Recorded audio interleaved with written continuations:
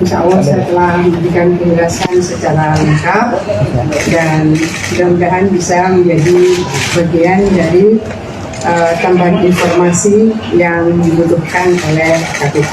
Hovifah buka suara usai diperiksa KPK dalam kasus dana hibah Jatim. Gubernur Jawa Timur Hovifah Indar Parawansa buka suara usai diperiksa selama 8 jam oleh penyidik Komisi Pemberantasan Korupsi, KPK, di Mapolda Jawa Timur, Surabaya, Kamis 10 Juli. Hovifah keluar dari gedung pukul 18.30 WIB dengan didampingi oleh Kepala Biro Pemerintahan dan Otonomi Daerah Sekretariat Daerah Jatim, Lilik Pujastuti dan Kepala Biro Hukum Setda Provinsi Jatim, Adi Sarono. Proses untuk menyampaikan keterangan sebagai saksi beberapa tersangka. Jadi insya Allah saya telah memberikan penjelasan secara lengkap dan mudah-mudahan bisa menjadi bagian dari tambahan informasi yang dibutuhkan oleh KPK. Saya rasa itu. Kata Hovifah.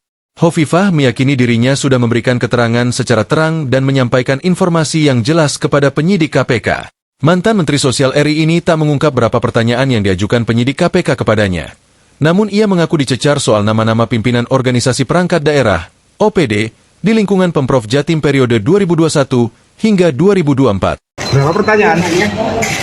Cuma kalau struktur di OPD ya satu pertanyaan jawabnya banyak karena kepala dinas, kepala badan, kepala biro.